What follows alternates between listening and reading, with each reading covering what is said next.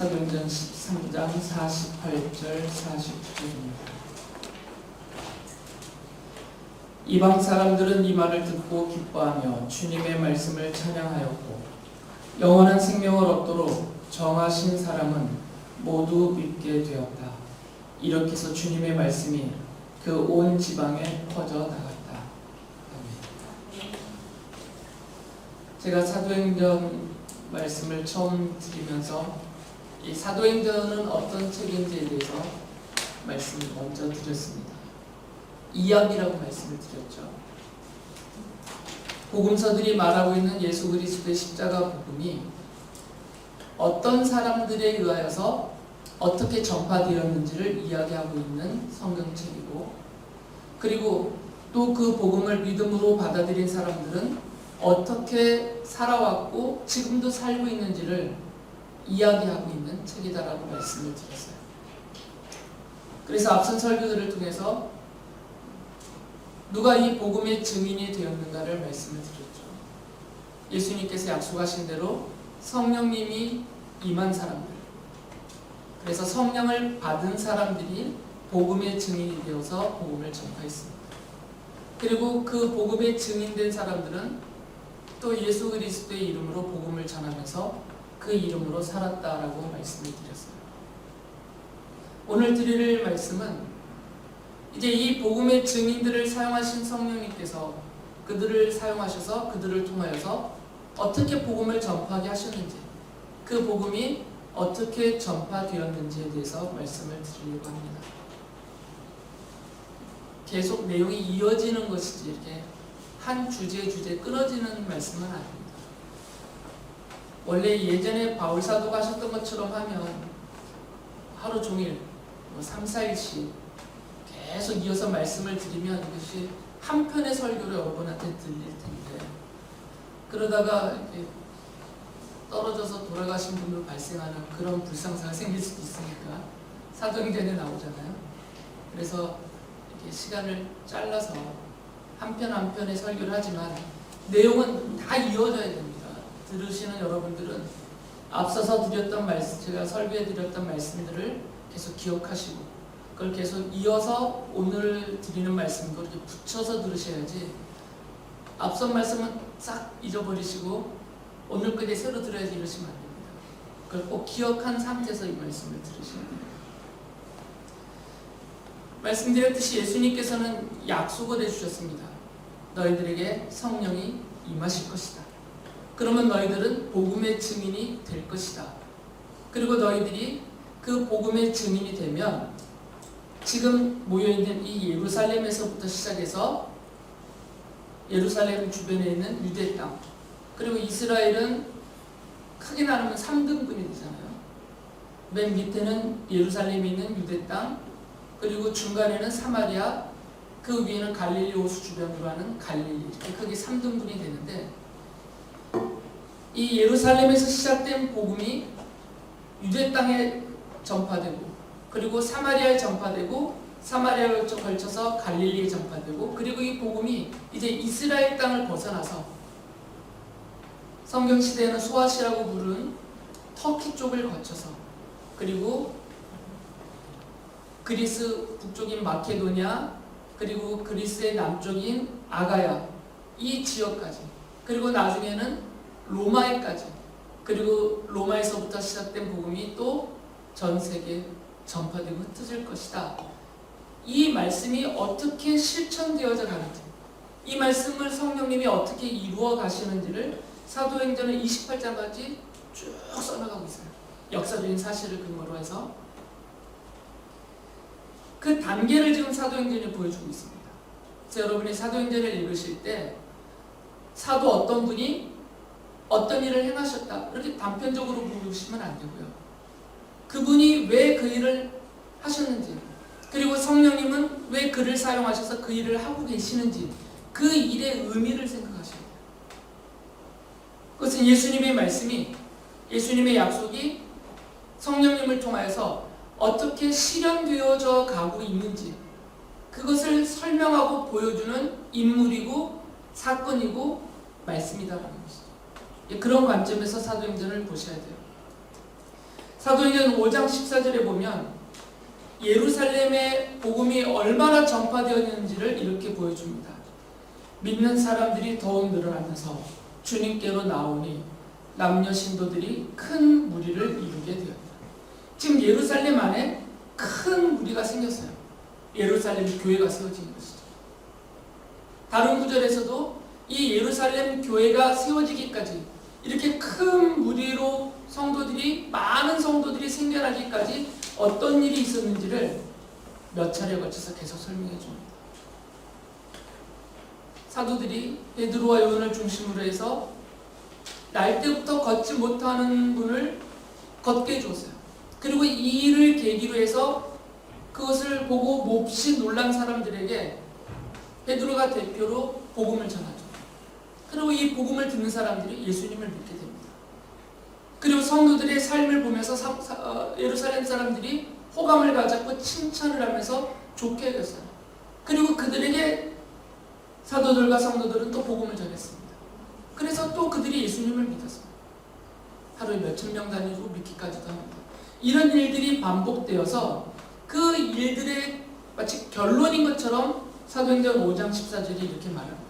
남녀 신도들이 예루살렘에서 큰 무리를 이루게 되었다는 것이죠. 그래서 너무 많아졌죠. 예루살렘 교회 성도가 너무 많으니까 위기를 느낀 기득권층인데 그 위기를 느낀 이 제사장 계층 중심으로 해서 또 바리새파 율법학자들을 앞세워서 교회를 박해하기 시작했어요. 그래서 8장에 보면 예루살렘 교회가 큰 박해를 받습니다. 8장 1절에서는 사도들 말고는 예루살렘 교회에 모인 성도들이 다 흩어졌다고 그랬어요. 예루살렘 바깥으로. 이 흩어진 성도들은 예루살렘을 둘러싸고 있는 이 유대 지방으로 뿔뿔이 흩어졌습니다. 그리고 이분들은 유대를 넘어서서 사마리아와 갈릴리 지역까지 뿔뿔이 흩어졌어요. 더 멀리 가신 분들은 소아시아 지역까지 갔죠. 로마에까지 가시는 분들도 생겼고, 이렇게 흩어진 분들은 숨어서 도망친 것이 아니라 흩어지면서 가는 곳곳마다 복음을 전했어요. 성령님이 그렇게 쓰신 거죠, 이분들을. 그래서 사도행전은 8장에 보면 예루살렘 교회에서 세운 7분의 집사님이 있었는데 그 중에 한 분이 빌립 집사님, 빌립이라는 이름을 갖고 있는 이 집사님을 예로 듭니다.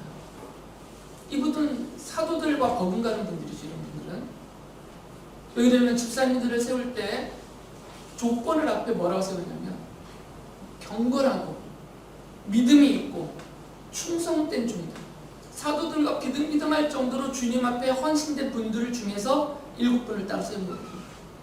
그러니까 이 빌립 집사님은 사도적인 권위를 갖고 있어요. 지금 스데반 집사님도 사도적인 권위를 갖고 말씀을 선포했고 순교를 당하셨고, 이 빌립 집사님도 그래서 어떤 이 복음을 증거하는 복음의 증인의 어떤 상징적인 인물로, 좀 대표적인 인물로 예를 들은 것이에요.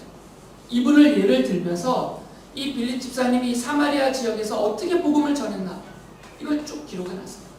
그리고 이분 말고도 흩어진 모든 신도들이 유대 지방과 사마리아 지방을 흩어져 다니면서 복음을 전파했죠. 그 결과로 사마리아 지방 사람들이 많이 믿게 되었어요. 사마리아 지방에 있는 사람들이 많이 믿으니까 예루살렘에 있는 사도들이 베드로와 요한을 대표로 사마리아 지역으로 파송을 했어요. 그래서 거기 가서 이제 보라는 거죠. 이게 무슨 일이 일어났는지. 그래서 이 두 사도가 사마리아 지방에 와서 그 사마리아 지역에서 예수님을 믿게 된 성도들을 다 만났습니다. 만나서 봤더니 이분들이 아직 성령을 못 받은 거예요. 그래서 베드로와 요한 사도가 그들을 위하여서 성령님이 이들에게 임하시기를 위하여서 기도하면서 손을 얹었더니 그들에게 성령님이 임하셨죠. 마치 사도들에게 임하셨던 것처럼, 예루살렘에 모여 있었던 성도들에게 성령님이 임하셨던 것처럼 이 사마리아 지역에 있는 사람들에게도 하나님의 말씀 복음이 선포되고 또 성령님이 그들에게 임하여서 동일한 구원의 놀라운 역사가 일어났던 것이죠. 베드로와 요한은 예루살렘으로 돌아가는 길에 그냥 손살같이 돌아가는 게 아니라 이 부정한 땅 빨리 벗어나야지 하면서 손살같이 도망가는 것이 아니라 가는 마을마다 거치는 마을마다 그곳에서 복음을 전했어요. 그 결과도 당연히 사마리아 지역에 많은 성도들이 생겨나는 구원의 역사를 일으킨 것이죠. 이런 일들을 그리고 갈릴리에서도 복음을 전파하는 흩어진 성도들이 복음을 전파했고요. 그 결과들을 사도행전 9장 31절에 이렇게 기록해 놓았습니다. 그러는 동안에 교회는 유대와 갈릴리와 사마리아 온 지역에 걸쳐서 평화를 누리면서 튼튼히 서갔고 주님을 두려워하는 마음과 성령의 위로로 정진해서 그 수가 점점 늘어간다. 지금 이 9장 31절의 말씀까지 보면 예루살렘에서 시작된 복음 전파가 박해라는 계기를 통해서 유대 지역에 사마리아 지방에 갈릴리 지역에 소아시아 지역에 이런 계속 흩어지고 있는 거예요. 그 결과로 예루살렘에서도 큰 무리의 신도들이 생겼던 것처럼 유대 지방에도 그리고 사마리아 지방에도 갈릴리 지역에도 큰 무리의 성도들이 일어나서 교회가 세워지고 이 교회가 튼튼하게 서갔다는 거예요. 그리고 날마다 그 수가 점점 늘어갔다는 것이죠. 그리고 예수님이 말씀하셨던 그 단계를 본다면 예루살렘, 유대, 사마리아 그 다음이 뭐였어요? 땅끝이잖아요. 그래서 이제는 이 땅끝까지 이르러라는 이 말씀이 어떻게 실현되어져 가는지를 이제 그 다음으로 보여주죠. 그게 바로 사도 바울의 등장입니다. 물론 바울 사도가 전면에 나서기 이전에 앞서 말씀드린 이 박해 때 예루살렘에서 떠났던 성도들은 이미 로마에까지 이르러서 복음을 전파하고 있었어요.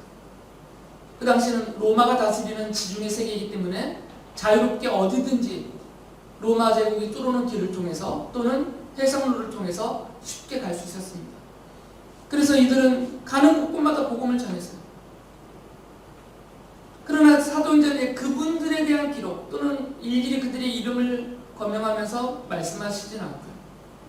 앞서 말씀드렸듯이 유대지방과 사마리아 지방, 갈릴리 지역에 흩어진 성도들이 복음을 전했다라는 사실을 대표적인 인물 한 명을 세워서 설명을 했잖아요. 그분이 누구셨어요? 어떤 집사님?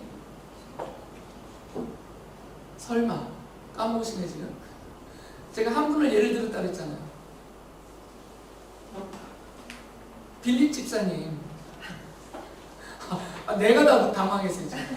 야, 저에게 있는 증상이 벌써 여러분들에게 있다는 거예요.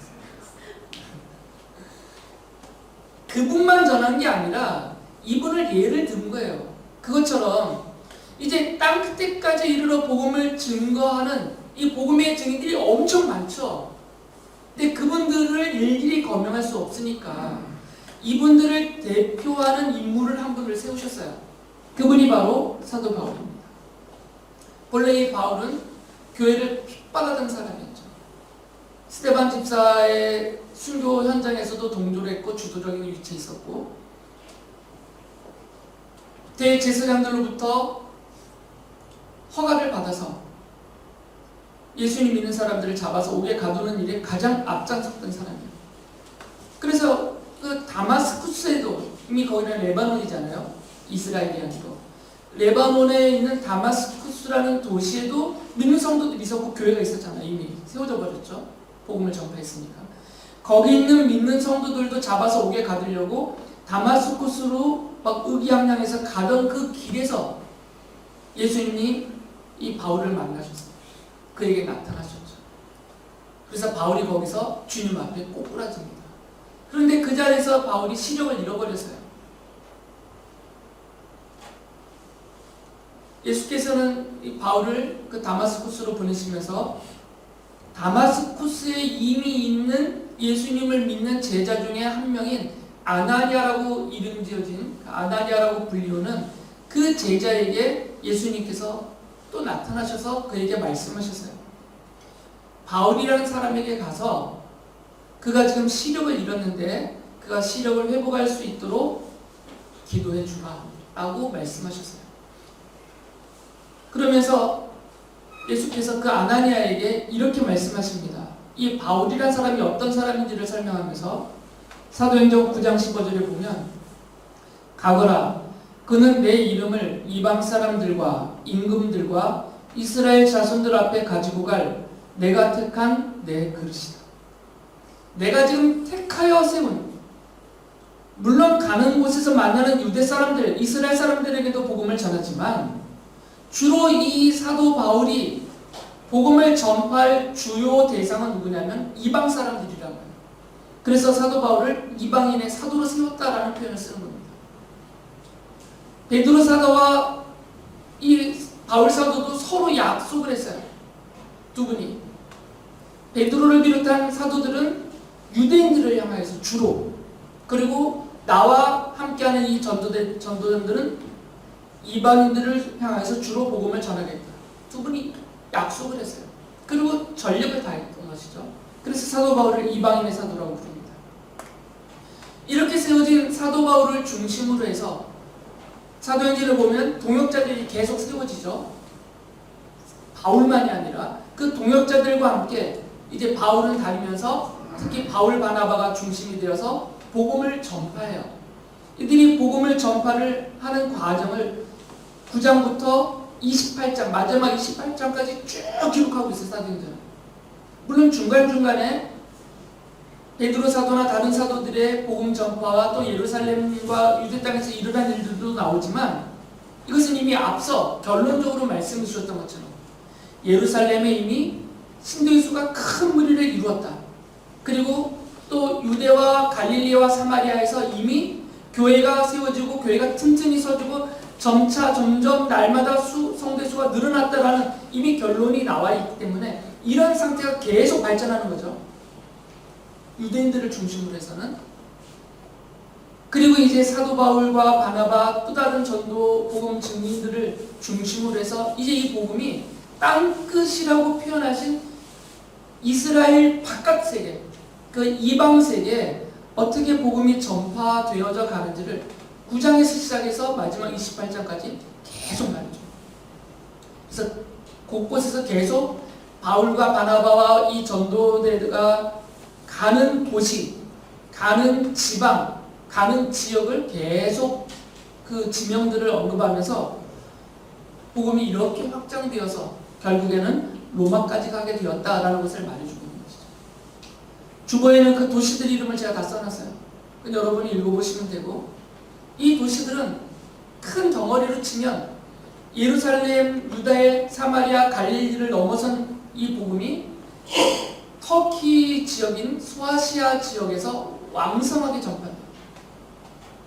그리고 이 복음이 그리스 지역으로 넘어가고, 그리스는 크게 둘로 나뉘잖아요. 북쪽이 마케도니아 지역, 남쪽이 아가야 지역. 이 마케도니아 지역의 복음을 전파하고, 그리고 바울이 아가야 지역으로 내려서 복음을 전파하고, 아가야 지역의 맨 마지막, 지금은 섬이 되어졌지만 예전에는 그게 다 육로로 연결되어 있는데 운하를 뚫어버려서 지금 섬이 됐지만 그 고린도라는 지역에까지 가서 복음을 전파하고 교회를 세우고 거기서 성도들을 가르치는 내용을 계속해서 기록을 합니다. 그리고 마지막 28장에 가면 로마에 가 있는 사도 바울을 말해주죠. 사도 바울이 로마에 가서 복음을 전파하고 있는 모습을 미완료형으로 기록하고 끝내죠. 사도행전은 그렇게 기록하고 끝냅니다. 사도행전 28장 30절, 31절 마지막 절을 보면 이렇게 기록되어 있어요.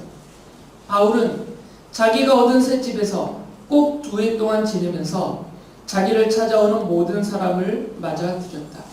그는 아무런 방해도 받지 않고 아주 담대하게 하나님 나라를 전하고 주 예수 그리스도에 관한 일들을 가르쳤다. 끝나지 않았어요.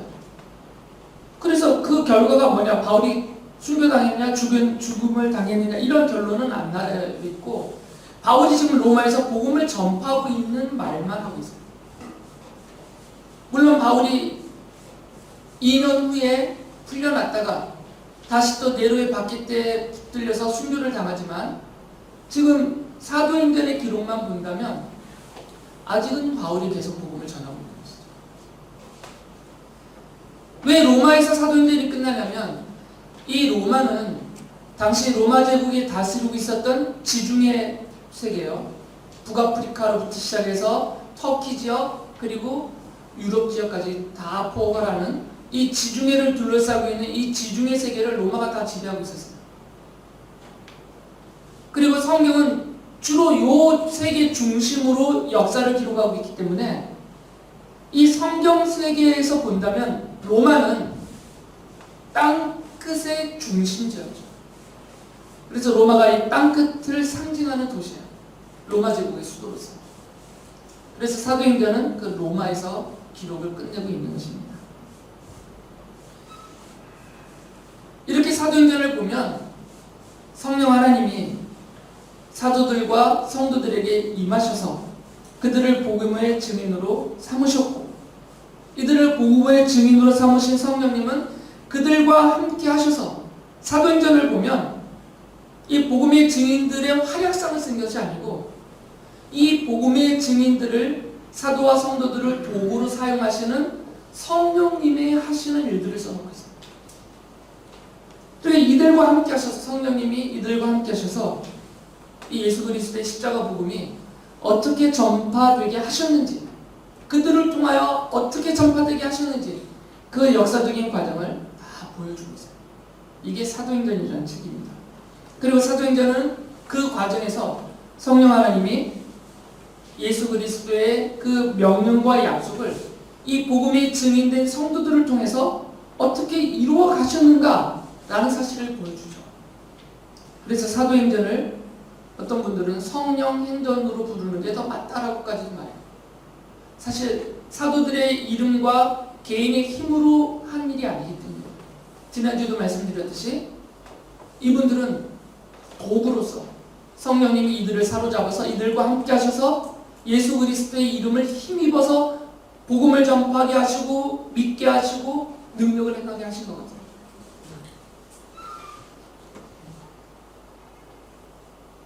그래서 사도행전의 결말을 보면 로마에서 복음을 전파하고 있는 이 바울 사도의 마지막 모습을 마지막 장면으로 보여주면서 성령 하나님은 이 기록이 미완료로 끝났으니까 계속되고 있다는 거죠. 성령 하나님은 지금도 성령이 임하셔서 복음의 증인으로 삼으신 성도들, 바로 우리들, 여러분들과 함께 지금도 함께 하셔서 복음을 전파하게 하고 계시다라는 것을 확증해 주면서 그리고 또 그렇게 하겠다라는 약속을 보여주고 있어요.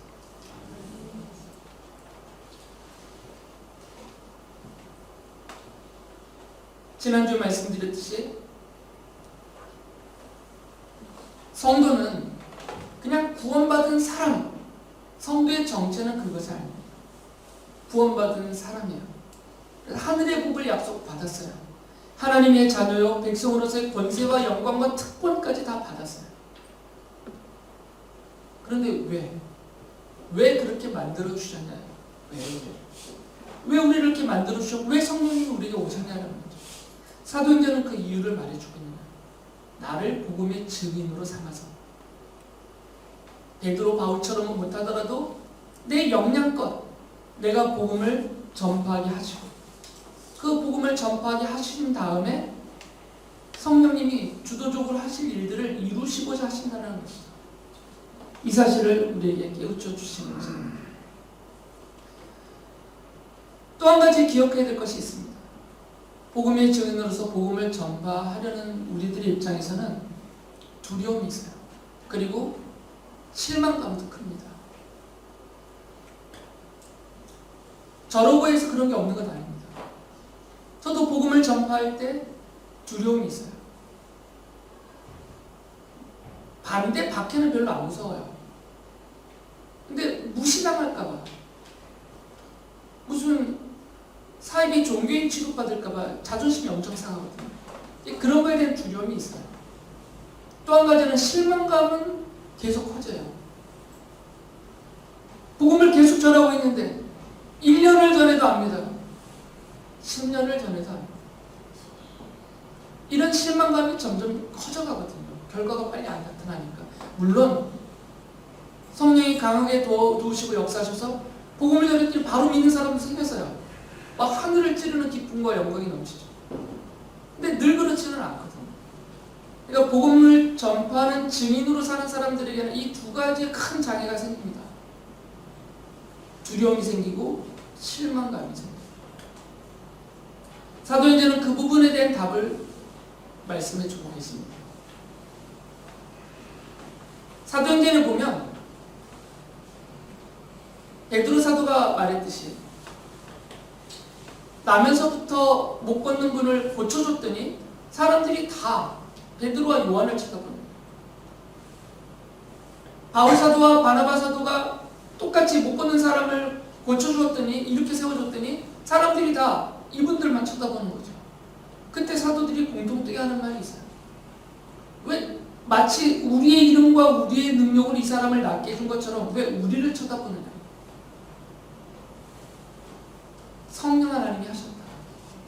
우리가 한 것은 오직 예수 그리스도의 이름을 힘입어서 성령님의 능력으로 이 일을 한 것이다. 내가 한 것이 아니다 라고 대변을 해요.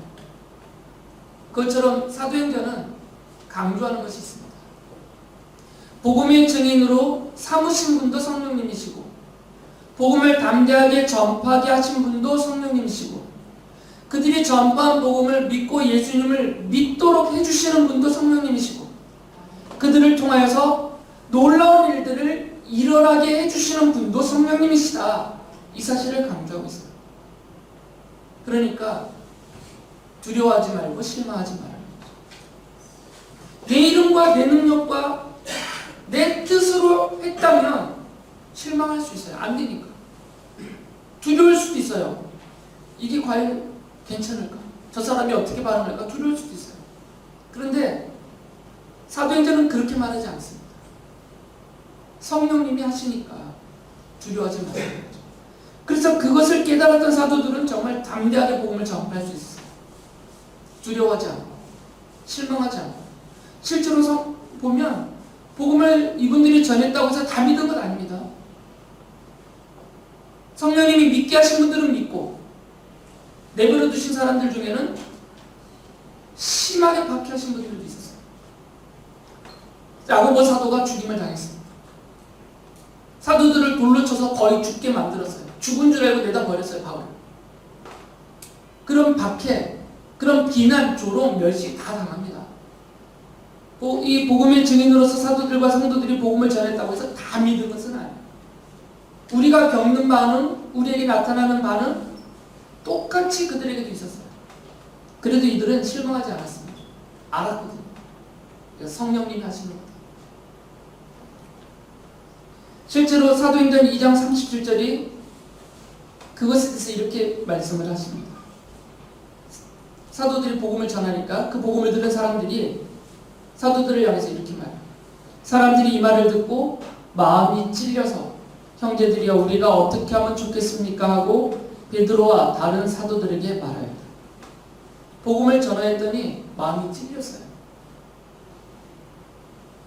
베드로가 뭐 대단하게 설득력 있게 전하지 않았어요. 실제로 베드로나 사도들이 전한 복음의 내용을 보면 앞서 말씀드렸듯이 담백해요. 그렇게 설득력 있지가 않아요. 근데 그러나 담대하게 예수 그리스도의 십자가의 복음을 아주 담대하게 전파합니다. 선포하고. 그랬는데 그것을 들은 사람들의 마음이 찔렸어요. 왜 찔렸겠습니까? 성령님이 찔리게 하신 거죠. 베드로의 언변 때문에 찔린 게 아니고 베드로의 어떤 그런 가마력을 막 풍겨내는 제스처 이런 것 때문에 위압감에 눌려서 찔린 게 아니고 성령님이 그들의 귀에 이 복음이 들어가서 그 마음을 찌르게 하신 거예요. 그래서 이들이 마음에 찔림을 받았어요. 그들을 향해서 사도들이 하나님의 말씀을 증언을 합니다. 예수님이 십자가의 복음을 그들에게 전해줘요. 그 말을 믿음으로 받아들인 사람들은 자신들의 죄를 회개하고 예수님을 믿고 세례를 받습니다. 사도행전 2장 40절 41절이 그 결말을 이렇게 기록하고 있습니다. 베드로는 이 밖에도 많은 말로 증언하고 비뚤어진 세대에서 구원을 받으라고 그들에게 권하였다. 그의 말을 받아들인 사람들은 세례를 받았고 이렇게 해서 그날에 신도의 수가 약 3,000명이나 늘어난다. 이게 도대체 뭔 일입니까? 아니 도대체 베드로 사도가 전한 복음과 이 사도들의 가르침을 듣고 그날 하루에 3,000명 예수님을 믿었다니까요. 이게 사람이 할 일이 아니죠. 사람이 해서 나타날 일이 아닙니다. 성령님이 그렇게 하시겠죠. 빨리 예루살렘 교회를 모아주시면 됩니까?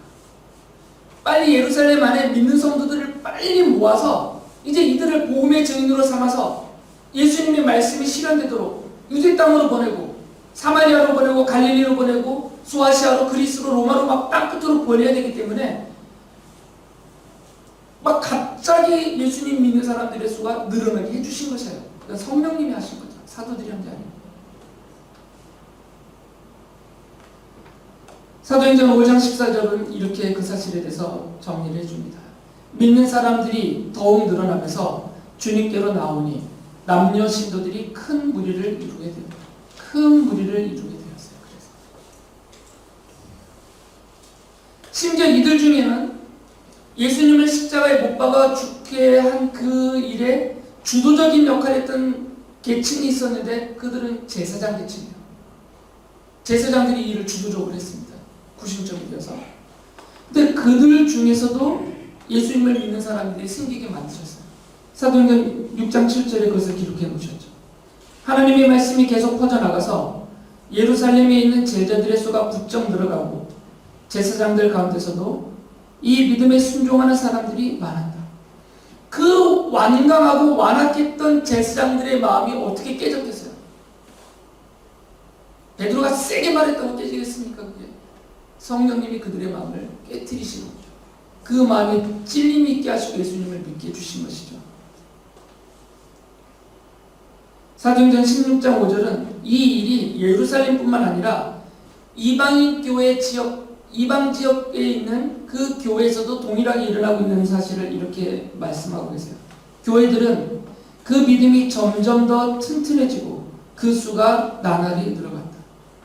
그래서 예루살렘에서 시작된 이 복음 전파를 위해서 세워진 교회들이 예루살렘의 유대 땅의 사마리아 지역의 갈릴리 지역에 소아시아와 그리스와 로마 지역에 이 교회들이 든든히 세워지고 튼튼하게 세워지고 그 수가 점점 나날이 늘어갔다라는 것이에요. 왜 이런 일이 벌어지는지를 오늘 읽어드렸던 사도행전 13장 48절 말씀이 우리에게 한 문장으로 설명을 해줍니다. 이렇게 기록되어 있죠. 이방 사람들은 이 말을 듣고 기뻐하며 주님의 말씀을 찬양하였고 영원한 생명을 얻도록 정하신 사람은 모두 믿게 되었다. 영원한 생명을 얻도록 구원받도록 그래서 하나님의 자녀의 백성이 되도록 하나님이 정하신 사람들이 있다는 거예요. 하나님이 정하신 사람들은 사도들이와 성도들이 복음을 그들에게 전파했을 때 다 믿게 되었다는 것이에요. 성령님이 이렇게 믿게 하셨다는 거예요. 바울이 고린도에서 복음을 전파할 때 예수님께서 환상 가운데 바울에게 나타나셔서 이렇게 말씀하셨어요. 사도행전 18장 9절 10절 보면 무서워하지 말아라. 잠자코 있지 말고 끊임없이 말하여라. 내가 너와 함께 있으니 아무도 너에게 손을 대어 해하지 못할 것이다. 그 다음에 말씀이 중요합니다. 이 도시에는 나의 백성이 많다. 아직은 돌아오지 않았지만 내가 정해놓은 내 백성이 있다는 것이에요. 그러니까 담대하게 전하라는 거죠. 주저하지 말고 그들에게 복음을 전파하면 성령님이 그들의 마음이 찔리게 하시고 믿게 하시고 회개하게 하시고 세례받고 주님께로 돌아오게 하실 것이다. 왜 그러냐? 그들은 내 백성이니까. 내가 정한 내 백성이니까. 영생을 얻도록 영생을 얻게 하려고 내가 정한 내 백성이니까 그들이 돌아올 것이다 라고 약속하셨어요. 복음 전파는 이 약속을 믿고 하는 것입니다. 내가 복음을 전파하거나 말씀을 전할 때 저 사람이 믿을까 안 믿을까 우리가 어떻게 알아요? 가능성이 보이는 사람에게 가서 전하고 내 말 잘 들어줄 것 같으니까 가서 전하고 내 말 잘 듣지 않을 것 같으니까 안 전하고 결과는 우리가 예단할 수 없습니다. 나랑 아무리 친한 사람도 안 믿어요. 지금도 안 믿고 있어요. 제 친구들은. 저희들이 같이 죽는 날 같이 죽자라고 약속했던 친구들이 지금도 안 믿어요. 제가 목사로 계속 얘기를 했어도 친분의 근거에서 믿음이 생기는 건 아닙니다. 그런데 그냥 우연히 만난 사람하고 이 얘기 저 얘기다 복음을 전해도 예수님을 믿어요. 왜 이런 일들이 이렇게 구별되게 나타나냐면 우리는 모르지만 우리 눈으로는 분별할 수 없고 우리 생각으로는 알 수 없지만 영생을 얻도록 정하신 사람들이 있단 말이에요. 하나님이 구원의 자녀 삼기로 백성 삼기로 정하신 사람들이 있어요. 그들은 우리가 어눌하게 복음을 전하든 짧게 전하든 조용하게 전하든 성령님은 크게 역사하셔서 그를 믿게 하신다는 것이죠. 이걸 믿고 복음을 전파하라는 것이에요. 실망하지 말고 두려워하지 말고 그렇게 복음을 전하라는 것입니다. 사도 바울이 데살로니가 교인들에게 편지를 써보내면서 이런 말을 했어요. 두 번째 보낸 편지인 데살로니가 후서 2장 13절 보면 하나님께서는 여러분을 성령으로 거룩하게 하시고 진리를 믿게 하여 구원에 이르게 하시려고 처음부터 여러분을 택하여 주셨기 때문입니다. 데살로니가라는 그 마게도니아 지역에 모여있는 그리스의 마게도니아 지역에 모여있는 성도들에게 편지를 보낸 거예요. 여러분들이 지금 성도가 된 것은 여러분들이 예수님을 믿고 하나님의 자녀요 하나님의 백성이 된 것은 처음부터 하나님이 택하여 정하여 놓으셨기 때문에 된 겁니다 라고 말씀하시죠. 디모데에게도 편지를 보내면서 사랑하는 제자의 아들인 디모데에게도 편지를 보내면서 두 번째 보낸 편지 1장 9절에서 디모데후서 1장 9절에서 이렇게 바울 사도가 말해요. 하나님께서 우리를 구원해 주시고 거룩한 부르심으로 불러주셨습니다. 그것은 우리의 행실을 따라 하신 것이 아니요 하나님의 계획과 은혜를 따라 하신 것입니다. 하나님의 정하신 뜻을 따라서 그 계획하심을 따라서 성령 하나님이 예수 그리스도의 이름으로 은혜를 베푸셔서 우리가 구원을 얻은 것이다. 나나 디모데 당신이나 성도들 우리가 다 그렇습니다라고 말하는 거죠. 물론 우리에게는 이 하나님의 계획을 깨달을 수 있는 지혜가 없습니다.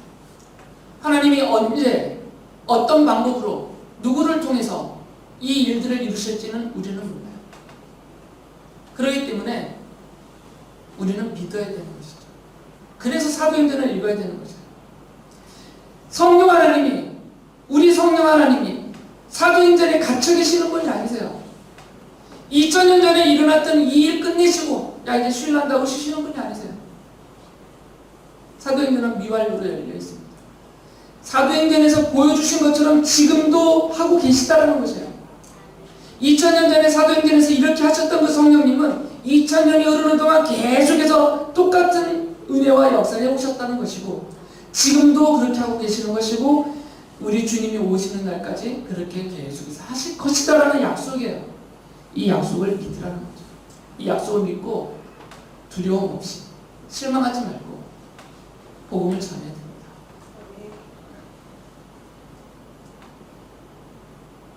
어떤 태도로 전해야 되는지는 다음번 설교에서 말씀드릴게요. 우리의 또 태도가 있거든요. 사람들을 전하는 자의 태도, 그건 다음번 설교에서 말씀드릴 것이고. 그러나 이런 약속은 믿으시라는 거예요. 그래야만 복음을 전할 수 있습니다. 그래야만 실망하지 않습니다. 성령님은 복음을 전파하는 복음의 증인들과 함께 하십니다. 지금도 함께 하시고 영원히 함께 하실 것이에요. 성령님은 이 복음을 전파하는 복음의 증인들을 그들에게 함께 하셔서 담대하게 복음을 전파하게 하시고 또 그들이 놀라운 일을 행하도록 도와주시고 계십니다. 교회와 성도는 복음의 증인으로 하나님이 선택하셨습니다. 바로 사도행전은 성도들에게 베푸신 이 구원의 은혜를 감사하면서 복음의 증인으로 살도록 함께 주시는 성령님을 믿고 의지하라고 말합니다. 사람의 의지와 힘으로는 이 복음을 전파하지 못하기 때문에 그리고 사람의 의지와 힘으로는 구원의 능력도 일으키지 못하기 때문입니다. 그 모든 것은 하나님의 뜻을 따라서 성령님이 하시는 일입니다. 그래서 교회와 성도는 성령님을 믿고 의지하면서 담대하게 복음을 전파해야 합니다. 성령님이 능력을 행하여 놀라운 일들이 일어나게 해주실 것을 믿어야 합니다. 우리가 복음의 증인으로서 예수 그리스도의 이름을 선포할 때 성령님은 약속하신 대로 우리와 함께 하셔서 하나님의 뜻을 이루어 주실 것입니다. 내 사랑하는 가족들에게, 형제들에게, 친구들에게 이 놀라운 은총이 넘치도록 베풀어 주실 것입니다. 이 약속을 믿고 복음의 증인으로 살아가시는 여러분들 되시기 바랍니다.